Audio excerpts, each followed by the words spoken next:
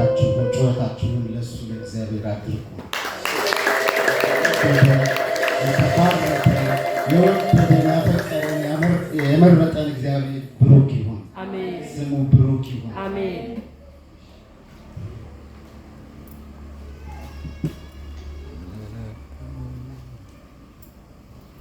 አንድ ቦታ ነብና እንጸልያለን።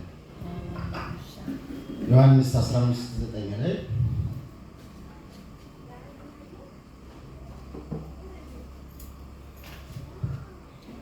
እንደዚህ ይላል፣ አብ እንደወደደኝ እኔ ደግሞ ወደድኳችሁ፣ በፍቅሬ ኑሩ ይላል። ማቲካ ሺካፋ ወጣትና ጌታ በኢየሱስ ክርስቶስ ስምና ስልጣን አብ እንደወደደኝ እኔ ደግሞ ወደድኳችሁ። ማቲካ ሺካፋ እኔ ደግሞ ወደድኳችሁ። ምንም ክራይቴሪያ የማይለውጥ ነገር የለም። ምንም የጠየቅኳችሁ ነገር የለም። አብ እኔን እንደወደደኝ እኔ ደግሞ እናንተን ወደድኳችሁ። ማቲጋዚ ጋር ቃሉ አልገባችሁ እርግጠኛ ነኝ። እናንተ የጎደላችሁ ነገር የጎደላችሁ መስሏችኋል። እሱ እያለ ያለው እንደዚህ ነው።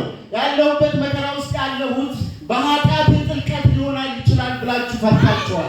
ምናልባት በደሌ በጣም ስፋት ስላለው ነው እሱ እየረዳኝ አይደለው። ከነገር እየራኩት ያለሁት ከትንቢቴ እየራኩት ያለሁት እግዚአብሔር እየረዳኝ የእሱ እርዳታ ያልተገለጠው ምናልባት ኃጢአቴ ጥልቅ ሆኖ ሊሆን ይችላል፣ በደሌ ሰፊ ስለሆነ ሊሆን ይችላል ብላችሁ ታስቡ ይሆናል።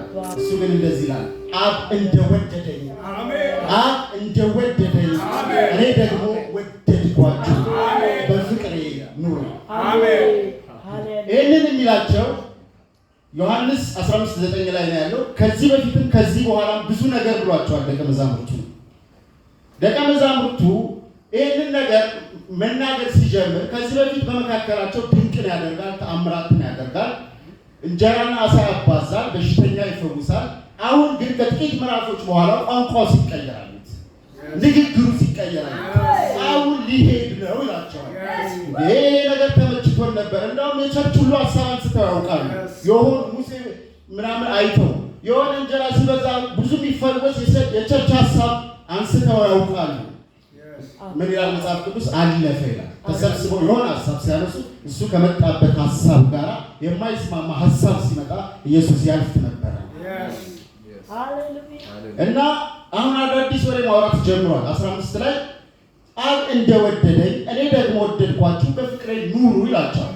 አሁን ኑሩ ማለት ህይወት ነው፣ ቅጥር ነው፣ ቤት ነው፣ የሆነ ነገር መሟላት አለበት። ኑሩ ያለው ደግሞ በፍቅር ነው፣ ሌላ ክራይቴሪያ የለውም። ይህንን ነገር ሲላቸው በልባቸው ያንጎራጉሩ ነበር። አንዳንድ ቦታ ላይ አንዳንድ ጊዜ ወይም ደግሞ ጥቂት ጊዜ አለ አታዩኝም፣ ደግሞ ጥቂት ጊዜ አለ ታዩኛላችሁ ማለት ጀምሯል። ምን ማለት ፈልጎ ነው ያንጎራጉሩ? ዮሐንስ 16:6 ላይ ምን ይላቸዋል? ነገር ግን ይህን ስለተናገርኳችሁ ሐዘን በልባችሁ ሞልቷል። ምን አላቸው?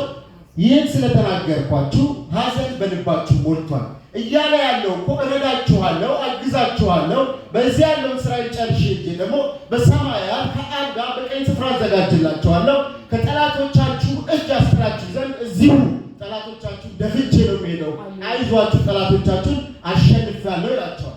እነሱ ግን ልባቸው ሐዘን እየሞላ ነው። ጥለህ ልትሄድ ነው ወይ ይሉታል። እንደውም ልሞት ነው ሲል በእኔ ይሁን በአንተ ይሁን ይሉታል። ዞር በል አንተ ሰይጣን ብሎ ይገስጻል። የሆነ ሚስኝ ያለ አይመስላችሁ? እግዚአብሔር አምላክ በልጁ እያደረገ ያለው ነገርና ደቀ መዛሙርቱ በልጁ እየሆነላቸው ያለ ነገር አልተማሩ፣ አላወቁም። በጌታ በኢየሱስ ክርስቶስ ስምና ስልጣን ዛሬ ግን እግዚአብሔር አምላክ ለእናንተ ለእኔና ለእናንተ ደግሞ ለዓለም ሁሉ ያቀደው ያደረገው ነገር ይገለጥ ዘንድ ቀን መጥቷል። እኔ ምናልባት እዚህ ስላላችሁ ሰዎች ብቻ ማውራ ከመሰላችሁ ስለ ዓለም ሁሉ ነው። ምክንያቱም እስቲ ዝም ብላችሁ አስቡት። እግዚአብሔር ሰማይና ምድር ከፈጠረ ጊዜ ጀምሮ እስከዚህ ሰዓት ድረስ ምን እየሰራ ነው? ነገሮች በአንዳንድ ቦታ እየተበለሻሹ ይመስላል። በአንዳንድ ቦታ ሰላም ይመስላል። በአንዳንድ ቦታ ዝናብ አለ፣ በአንዳንድ ቦታ ጦርነት አለ፣ በአንዳንድ ቦታ ደግሞ የገዛ ልጆች እንኳን መኖር አቅቷቸዋል። እና እግዚአብሔር ምን እያደረገ ነው ብላችሁ ጠይቃችሁ አታውቁም? ግን ዛሬ አንድ ነገር ነግራችሁ፣ እግዚአብሔር አምላክ ስራው በሰከንድም ቢሆን በደቂቃም ቢሆን ያለ አንዳች እንከን እየሄደለት ነው። የከለከለው ያስቆመው የለም። ነገር ግን እናንተ ላይ የመጣው መከራ ምንድነው ሲባል የኔ ክብር ይገለጥበት ዘንድ። ምክንያቱም ከወደቀ ነገር ውስጥ ነው ሱፐርናቹራል ህይወት የሚወጣው። ከወርቅ መካከል ከዳይመንድ መካከልማ ምንን ታወጣላችሁ? ከሞላለት ሰው መካከልማ ምንን ክብር ታገኛላችሁ? ነገር ግን እናንተ የወደቀ የመሰላችሁ ነገር በእግዚአብሔር ዘንድ ግን ይህም ምንድን ይላል? ቀላል። አሁን እዚህ ጋር የተነጋገሩ ያሉት ዮሐንስ 16:6 ላይ ነገራቸዋለሁ። 14:9 ላይ እንደዚህ ይላል፣ ወደ አብ በመሄዴ ደስ ባላችሁ ነበር ይላቸዋል። ምን ይላቸዋል? ወደ አብ በመሄዴ ደስ ባላችሁ ነበር። እነሱ እዚሁ የሆነ ህይወት ነው የፈለጉት። ወደ ወንዝ ይወርዳሉ፣ ከወንዝ ይወጣሉ፣ አሳ እንትን ይላሉ፣ ሰው ይፈወሳል፣ የሆነ ተአምር። እሱ ግን ሱፐርናቹራል ህይወት ከፊታቸው አይቷል። በኢየሱስ ጌታ ስምና ስልጣን ይህ ሱፐርናቹራል የሆነ ህይወት በህይወታችን ዛሬ ይገለጣል።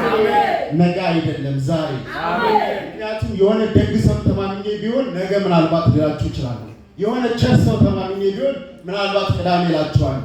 እኔ የተማመንኩት አምላክ ግን በሰዓት የማይወሰን በነገር የማይገደብ ቤት ያስቀመጣችሁ ችግር ጋር ምናልባት ነገ የማይል በሄዳችሁ በዛ ጊዜ እንዴት እንደተቀየረ ሳታውቁት ነገር የሚገለብጥ እሱ እግዚአብሔር የተባለ ነገራችሁን ይቀይራል። ያልኳችሁ ነገር አልገባችሁ። ምናልባት ልጆቻችሁ ከእጆቻችሁ ወጥተው የሆነ ቦታ ላይ እግዚአብሔር ቅዳሜ ሰይሞት ይሆናል። ዛሬ ማታ ስልኮቻችሁን ልጆቻችሁን ደውሎ እማዬ ይቅር በይኝ የሆነ ነገር ገጥሞኝ ነበር አሁን ግን ይላሉ። ይህ እግዚአብሔር ባህሪ ነው። ታሞ የነበረ ልጃችሁ ስትገቡ አሁን ቀና ብሎ እማዬ የሚበላ ስጭኝ ይልሻል። ይህ እግዚአብሔር ባህሪ ነው። የቸር ሰው ባህሪ አይደለም፣ የደግ ሰው ባህሪ አይደለም። እግዚአብሔር ለታመኑት ተአምራቱን ማድረግ ደግሞ ባህሪ ነው። ማንም ጻድቅ ቢሆን አይጠቅመው፣ ማንም ኃጢአተኛ ቢሆን ደግሞ አይጎዳውም። የህዝብ ጥርቅም አሰባስቦ የሆነ ጦርነት ሊገጥም አይደለም እየሰበሰበን ያለው፣ የሆነ ኃይል ጎድሎት አይደለም፣ ለክብሩ ነው። እናንተ በነገሮች ውስጥ ስትገለጡ ለምሳሌ ይሄን እየተናገረ እየሰሙ የነበሩ የኤማውስ መንገደኞች ታውቋቸዋላችሁ። ይሄንን እያወራ የሰሙ ናቸው። እሞታለሁ፣ እነሳለሁ፣ አከብራቸዋለሁ፣ ነገር አስተካክላለሁ ያላቸው ሰዎች ናቸው። ሞተ እንደማንም ሰው ሞተ አላሉ። የሰሙት እኮ ብዙ ነው። ቅዳሜን አደሩ፣ እሑድ ጠዋት እነ ማርያም ወሬ ሰሙ። ጴጥሮስ ሮጦ ሄደ፣ የእሱንም ወሬ ሰሙ። ከዛ መንገድ ጀመሩ። 30 ምዕራፍ የሚያክል ከኢየሩሳሌም መንገድ ጀምሩ ይላቸዋል መጽሐፍ ቅዱስ። ምንድን ነው? ሞቷል።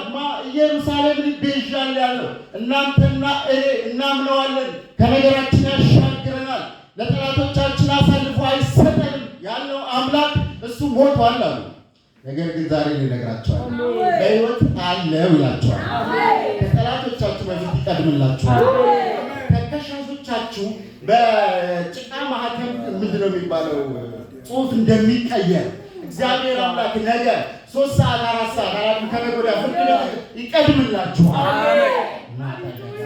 ይቀድምላችኋል ስላችሁ እናንተ የለመዳችሁ የሆነ ስራ አለ። እንደዛ አይደለም፣ እንደዛ አይደለም። ዳንኤል በአንበሳ ጉድጓድ ውስጥ እኮ ሲጣል የሆነው አንድ ነገር ነው። አንበሶቹ ምንድን ነው የቀየሩት? ጸሎት ነው የቀየሩት። ታውቃላችሁ? ይሄ ወደቀው ሰውዬ የሚበላ መና አይደለም ለአንበሶቹ። ዳንኤል አንድ ቀን ቢያድር ረሃባቸውን እየጨመረ ደግሞ አይበላም። 2 ቀን ቢያድር ረሃባቸውን እየጨመረ አይበላም። ስለዚህ ጸሎት መጀመራቸው የማይቀር ጉዳይ ነው። ጌታ ሰውዬ ከፍ ከፍ አድርገው ከዚህ ጉድጓድ ውስጥ አውጣው። ጠላቶቻችሁ ዛሬ ስለ እናንተ ከፍታ ይጸልያሉ። እናንተ በዙሪያችሁ ካለ ከእግዚአብሔር የተነሳ አላኖር አላስበላ ብሎናል፣ መቀመጥ አልቻልንም። ጠላቶቻችሁ ብር አዋጥተው ከዚህ ከተማ ውጡልን ይላሉ። አላውቅም፣ ከዚህ ሀገር አውሮፕላን ሊያሳፍሯችሁ ይችላሉ። ግን የማውቀው አንድ ነገር እነዚህ አንበሶች ዳንኤልን መብላት አልቻሉም። ስለዚህ ምንድን ነው ይህ ሰውዬ ባደረ ቁጥር ያሉት ጉድጓድ ውስጥ ነው። ጫካ አይደለም ያሉት፣ አድሎ አይበሉ፣ የማይበላ መና አጠገባቸው ቁጭ ብለው መብራት አይፈልጉም። ስለዚህ የሚያደር መጸለያቸው አይቀርም። አንበሶች ደግሞ እግዚአብሔርን ድምፅ ያውቁታል፣ ጸሎትም ይችላሉ። እና ምንድነው የሚሆነው? ጠላቶቻችሁ ስለእናንተ ዛሬ መስራት ጀምረዋል፣ ይመካከራሉ። እንዴት እናድርግ?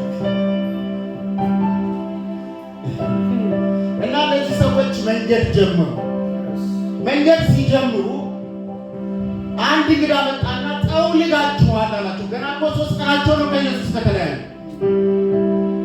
ጠውልጋችሁ ምንድነው እንደዚህ የምታደርጉት ነገር? ወዴት እየሄዳችሁ ነው አላቸው። ለአገሩ እንግዳ ነህ። አየሩ በሙሉ የተቆጣጠረ ለካ አንድ ዜና አለ። አየር ምድሩን ፌስቡክ ምን በል የተቆጣጠረ ዜና አለ።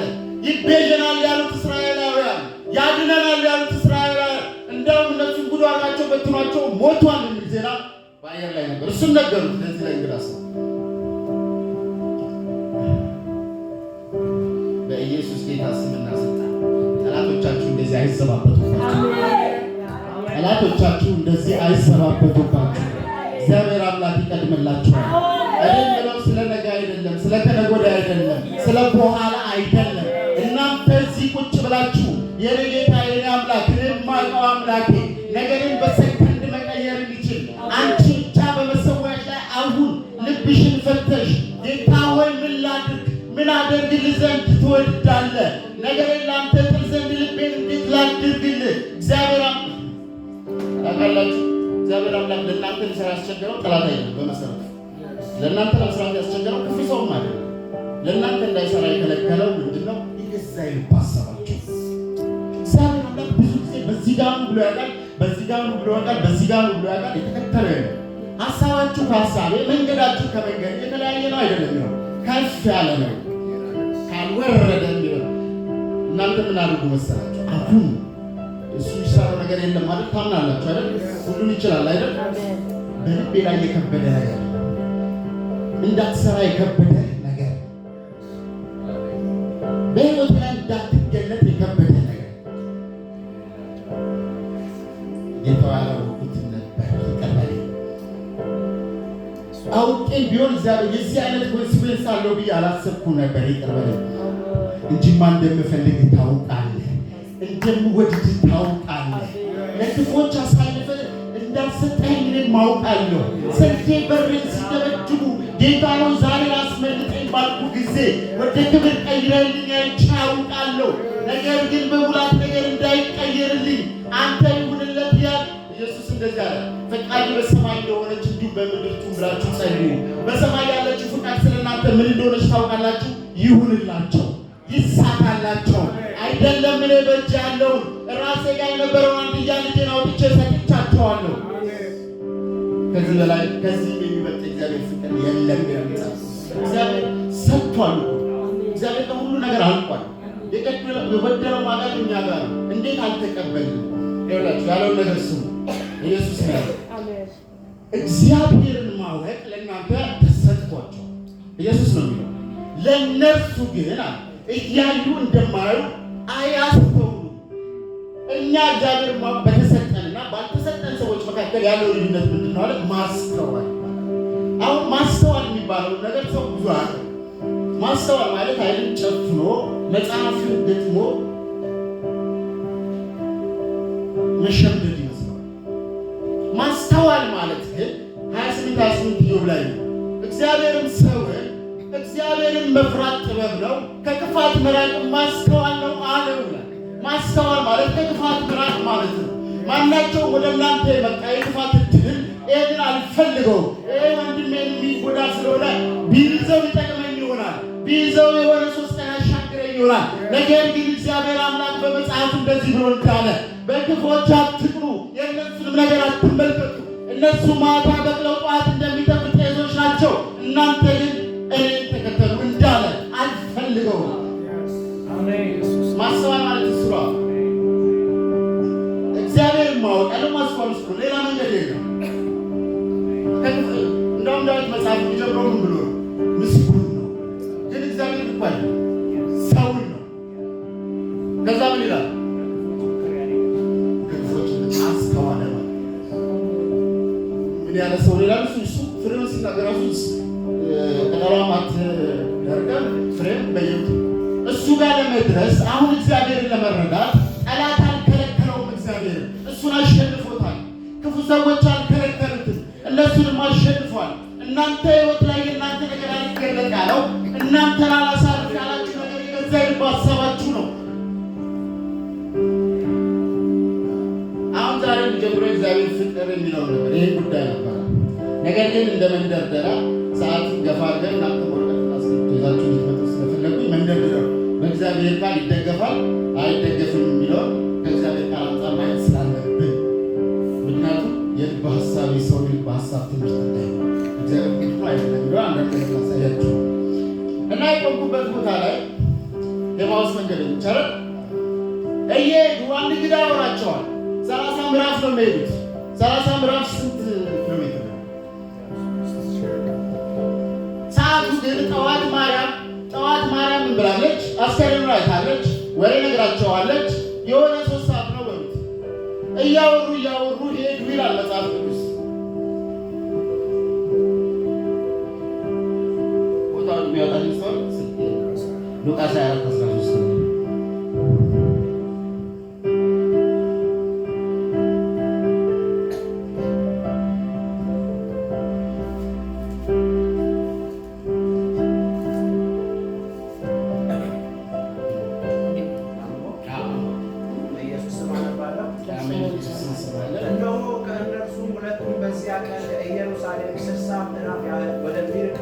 ኤማውስ ወደሚባል መንደር ይሄዱ ነበር።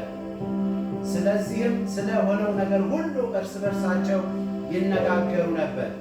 ሲነጋገሩና ሲመራመሩ ኢየሱስ ራሱ ቀርቦ ከእነርሱ ጋር ይሄድ ነበረ። ነገር ግን እንዳያውቁት ዓይናቸው ተይዞ ነበር። እርሱም እየተወደዳችሁ ስትሄዱ እርስ በርሳችሁ የምትነጋገሯቸው እነዚህ ነገሮች ምንድን ናቸው አላቸው። ቀለዮጳ የሚባል አንድ መልሶ አንተ በኢየሩሳሌም እንግዳ ሆነ ለብቻ ትኖራለህን?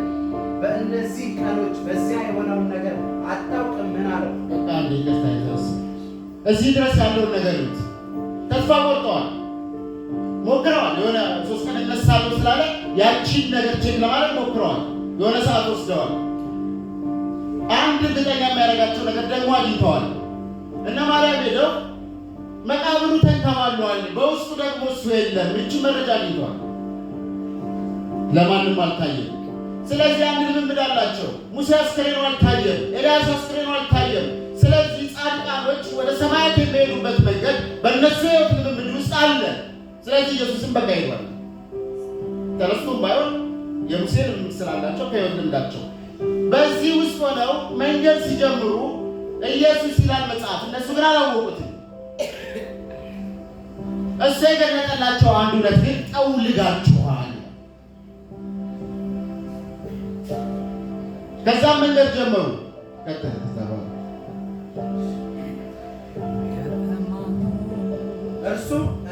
እርሱም ይህ ምንድን ነው አላቸው። እነርሱም እንዲህ አሉት፣ በእግዚአብሔርና በሕዝቡ ሁሉ ፊት በሥራና በቃል ብርቱ ነቢይ ስለነበረው ስለ ናዝሬቱ ስለ ኢየሱስ እርሱም የካህናት አለቆችና መኳንንቶች ለሞት ፍርድ እንዴት አሳልፈው እንደሰጡትና እንደሰቀሉት ነው። እኛ ግን እስራኤልን እንዲቤዥ ያለው እርሱ እንደሆነ ተስፋ አድርገን ነበር። አሜን። ደግሞም ከዚህ እዚህ ጋር ምን አሉ? አሁን እነሱ ተስፋ መቁረጥ እዚህ ጋር ይገልጻሉ። እስራኤልን ይቤዣታል ብለን ተስፋ አድርገን ነበር። አሁን ጉዞ የጀመርነው ነበር የሆነ ታሪክ ስላለ ነው። ስለዚህ አሁን ወደ ሰፈራችን ሄደን የጀመርነው ዕቁብና የጀመርነው ድር ከተቀበለን ትናንትና ከነበራችሁት ሰውዬኛ እንሻላችኋለን የሚሉ የሚዘባበቱ ሰዎችን እየጠበቁ ትቶናል፣ እሱማ ተስፋ አድርገነዋል እያሉ ደግሞ የሚያወራቸው ነገር ቀላል ነገር እንዳይመስላችሁ በኋላ ነው የሚገልጹት። አሁን አይናገሩ፣ እየነገራቸው ነው፣ ልባቸው እየሞቀ ነው። ግን ትናንት ጉድ ያደረጋቸው ስላለ ይህን ደግሞ ማመን አልፈለጉም። ትናንትና ጉድ ያደረጋቸው ይቤዠናል፣ ያድነናል ብሎ ተስፋ አድርገው ተሰቅሎ ሞቶ እያዩ ሌላ ደግሞ አሁን እየሄደ ያለ የነቢያትን መጽሐፍ እያወጣ የሚተረትር ከዛም ደግሞ ምን ያደርግናል? ልባቸውን የሚያቃጥል ቃል እየሰሙ ነው። ግን ልባቸውን ሊሰጡት አልፈለጉ። ለምን? ቁስል አለባቸው። ገና ሊቀላል ሞላው ቤቱ ቁስል ከተሻለ ይህን ነገር በእርግጥ አልገለጹም። ሄዱ፣ ሰፈሩ ጋር ደረሱ። ኢየሱስ ክርስቶስ እነዚህ ሰዎች በመምረጡ በጣም ጥበበኛ አምላክ እኔ በጣም ነው የሚገርመኝ። እነዚህ ሰዎች መምረጡ ኢየሱስ በምን እንደመረጣቸው በጣም ነው የሚገርመኝ። ለምን አትሉ? መንገዱን ጨረሱና 30 ምዕራፍ ጨርሰው ደረሱ። ሰዓቱ በዝቶ ነበር ይላቸዋል ክፍሉ ላይ። ከደረሱ በኋላ ሐዘን አለ፣ ተስፋ መቁረጥ አለ። ሰፈር ሰው ደግሞ ነገ ምን ይለናል የሚል ነገር አለ። በብዙ ስትረስ ውስጥ ናቸው። የነገራቸው ሰውዬ ግን የሚነግራቸውን ነገር በቆረጣሚው በሽርፍራፊ አይደለም የሰሙት። በኋላ ሲናገሩ ትሰማላችሁ። እየሰሙት ነው። እኛ የሆነ ነገር መከራ ሲደርስብን ነገ ፍርድ ቤት ትቀርባለህ ሲባል ነቢዩ ኢየሱስ ጌታ ነው ሲል ባልሰማ መስሎ። ምክንያቱም እኛ ሁኔታው ላይ ነን። እኛ ነገ በእንትናን ደውዬ እንትናን አምጥቼ ኢየሱስ አማኝ ነው ግን ኢየሱስን ጣልቃ አስገባም የለን። እነሱ ግን ወድቀዋል። ነገ በሰፈራቸው ምን እንደሚሏቸው እንዴት እንደሚያላግጡባቸው አያውቁም። ግን ሰምተውታል። ደረሱ ይላል። ከደረሱ በኋላ ወደ ሌላው ሀገር የሚሄድ መሰላቸው። ስለዚህ ናግባና አብረህ እራት በልተህ ይኸውላችሁ የእነሱ ጥያቄ ተስፋ መቁረጥ መልስ ያለበት ሰው ነው። ይህን ሰውዬ ካሳደሩት አብርሃም እንግዶቹን እርጎ ሲሰጥ በይስሐቅ ምን የቆየ ጥያቄው እንደተመለሰ ይህንን ሰው ካላሳደሩ በስተቀር እነዚህ ሰዎች በሰላም አያድሩ። ግን አላወቁም። ምን አደረጉ? እባክህ ደር አንተ ሩቅ መንገድ ነው የምትሄደው፣ በእርግጥ አናውቅህም፣ ተስፋ ቆርጠናል፣ አዝነናል፣ ነገር ተበለሻሽቶብናል። ቢሆንም ግን አንተን እንደዚህ አድርገን ልንተው አንፈልግም። እኛ ተስፋ ያደረግነው የለም፣ አንተ ግን ከእኛ ጋር ደር ግድ የለም። እኛ ክፉ ደቅሞን ቢሆንም አንተ ግን ክፉ አይደርስብህም። የኢየሱስ ምርጫ አያችሁት? ተስፋ በቆረጠ ሰዓት እንኳን ወደ ሰዎች ወደ ወንድሞቹ በፍቅር የሚመለከት ሰው ኢየሱስ አመራረቱን አያችሁት? የመረጣቸው ትክክለኛ ሰዎች ናቸው። እነሱ ችግራቸው ምንድን ነው ሲባል ኢየሱስ ትናንት የነገራችሁ አይዟችሁ ያላቸውን ነገር በልባቸው ውስጥ በእርግጥ አላስቀመጡም። ይሄ ግን በሽታ ነው። በኋላ ላይ እናያለን። በፍቅር ላይ ሁሉም ናቸው እግዚአብሔር አንድ የተመለከተ አንድም ጻድቅ አጣ ነው የሚለው። በእነሱ የሚፈረድ ጉዳይ አይደለም። እግዚአብሔር ደግሞ ለዚህ መፍትሄ አለ። እሱም የእግዚአብሔር ፍቅር ይባላል። እናየዋለን። ከዛ በኋላ ምን ሆነ? ኧረ ተው ወደዱት ይላል። ሊድ አትሄድም ገባ አይገርም? ትክክለኛ ሰው ያስገቡት ለደዋ ቀረቡ። እንጀራው ሞቶ ሲሰራቸው አወቁት ይላል። እግዚአብሔር ማወቅ የሚሆንላችሁ በጸሎት በሰባት ቀን በአራት ቀን አይደለም። ጥያቄ እያለባችሁ እናንተ ቀን በጣም ጥያቄ የምትመልሱበት መንገድ ነው። እናንተ በጥያቄዎቻችሁ ሊገላግላችሁ እናንተ ጥያቄ ያለባችሁ ኢየሱስ የተባለ ሌላ ጥያቄ ሊመጣ ሰው መጣ። እሱ በሰጡት ምላሽ ነው ከእረፍት ወደ እረፍት ሆነላቸው። እናንተ ጋር ጥያቄ አለ፣ የምግብ ጥያቄ አለ፣ የቤት ጥያቄ አለ፣ የጤንነት ጥያቄ አለ። የእናንተ መልስ የሚመጣው በዚህ ጥያቄዎች ሳይሆን ሌላ ሰው ይዞ በሚመጣው በዛ ጥያቄዎች በምትሰጡት መልስ። የሆነ ሰው መጥቶ ብር ቸግሮኛል ስላችሁ አይገርምም ወይ? እንደዚህ ዞርላችሁ እገሌ ብር ጠየቀኝ ካላችሁ እግዚአብሔር አርአያ ሆኖ እንደዚህ ማድረግ አልነበረብንም። ነገር ግን ካላችሁ ብር ላይ ለልጆቻችሁ ሕክምና ወደ ሞት እንኳን ብሄድ ያንን ብር አይስጣችሁ። እግዚአብሔር የልጅ ብራችሁ ካንተ ጥቂት ላይ ብራችሁ በሰጣችሁ ጊዜ እግዚአብሔር አምላክ በጓሮ ይገባላችሁ። የእግዚአብሔር የአሰራር ሲስተሙ ይሄ ነው። በጥያቄዎቻችሁ መልስ የሚሰጠው ወላችሁ ወደ ሕይወት የመጡ ሰዎች ስምንት ናቸው። የመጀመሪያው ሰው መጣ። ምን አለ? ንብረት ወደማ ነው። ሁለተኛ ሰው መጣ። ልጆች ሞቷል። ሶስተኛ የመጡት ሁሉ ወደ መልስ የሚወስዱ ችግር የሚናገሩ ናቸው። አምስተኛዋ መጣች። ሚስቱ ነች። ምን አለች? አሁን እግዚአብሔር ያመሰገንኩ ነው ብላለች። ከዛ ሶስት